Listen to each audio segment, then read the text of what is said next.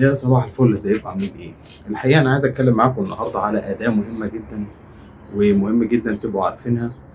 آه، بتستخدم عادة عشان تقدر ترجع فلوسك أو تعمل ريفند للمشاكل اللي بتحصل أثناء أمازون. آه، سواء أنت بتشتغل FBA أو FBM، بتشتغل عن طريق الشحن عن طريقك أو الشحن عن طريق أمازون في مخازن أمازون، هتحتاج الأداة دي. الأداة دي موجودة في كل تقريبا الستورز بتاعت أمازون اللي موجودة حوالين العالم. أي كانت الدولة اللي أنت شغال فيها هتحتاج تستخدمها. هيقابلك المشاكل اللي هتحتاج فيها الأداة دي عشان تقدر تجيب حقك من أمازون بيها. هم فاتحين الأداة دي خصيصا للموضوع ده أو للمشاكل المتعلقة عادة بالشحن.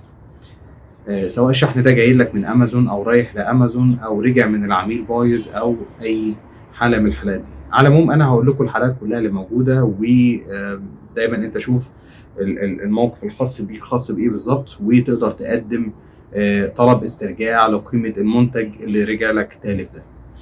هنبدأ الأول بالجزء الأول. هما في أول جزئية بيتكلموا على إن أنت المنتج بعد 30 يوم من الاسترجاع بتاع العميل أو الريفند ما تم أو الخصم تم من حسابك. ده في حالة لو أنت بتشحن المنتجات من عندك، إن المنتج ما رجعش بعد 30 يوم بعد ما العميل المفروض إن هو رجعه وسلمه للمندوب. في الحالة دي أنت بترفع شكوى إن أنت ما استلمتش المنتج ده بعد 30 يوم، وهم بيحققوا في الموضوع ويردوا عليك. انا هوريكم برضو بعض الكيسز اللي انا رفعت فيها الشكوى دي وردوا عليا، مرات يرجعوا المبلغ مرات لا. الحاله الثانيه اللي موجوده وهو ان انت في عندك المنتج اثناء توصيله للعميل يبقى فقد، يعني ما يوصلش للعميل. العميل يعمل شكوى ان المنتج ما وصلوش بالرغم ان انت شحنته مع المندوب. فالمنتج في مكان ما انت ما تعرفش هو فين وما وصلش للعميل، ما وصلش للجهه الثانيه للمشتري، وانت مش عارف المنتج فين. فدي برضو بترفع بيها شكوى. الحاجه الثالثه اللي بعدها وهي ان المنتج رجع تالف من العميل.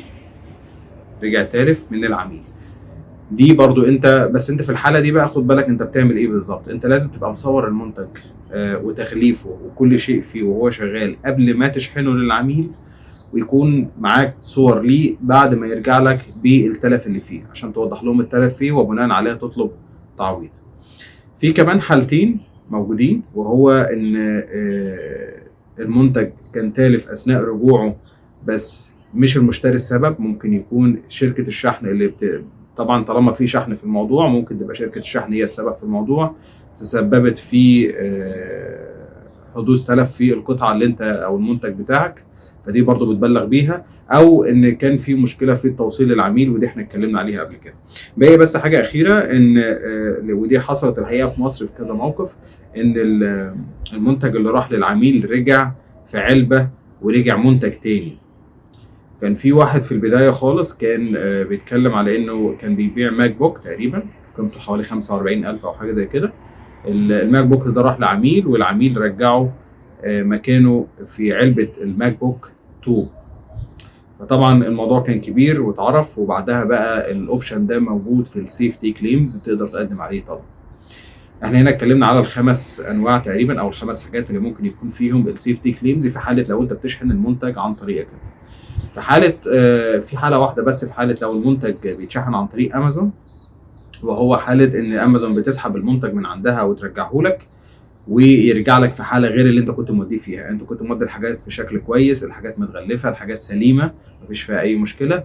المنتج اللي رجع لك منهم مع المندوب او هم عملوا استرجاع للمنتجات بتاعتك على عنوان المنزل اجباري بسبب ان المنتج تالف. في الحاله دي برضو انت بتعمل شكوى ان التلف ده اللي تسببت فيه امازون مش انا كنت مودي المنتجات بتاعتي سليمه والتلف ده حصل من عندكم، وبناء عليها انا بطالب بتعويض قيمه المنتجات دي.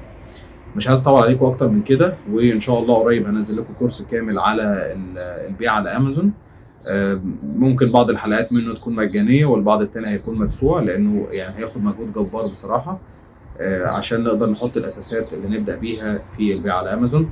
وزي ما نصحتكم قبل كده لو اي حد بيفكر يبيع في الخليج يعني يفضل تجرب الاول في مصر فتره، شوف الدنيا تمشي معاك ازاي، تفهم السوق، لان الريسك بره غير الريسك هنا. ومع فرق العمله اللي موجود حاليا تكلفه البيع بره بقت غاليه، فلازم تبقى الموضوع محسوب صح. تحاول بقدر الامكان تختار منتج صح. مش هطول عليكم اكتر من كده. ما يعني لو الفيديو ده عجبكم يا ريت تشاركوه مع غيركم، واللي كان محتاج المعلومه دي يا ريت تشاركها معاك. اشوفكم الحلقه الجايه.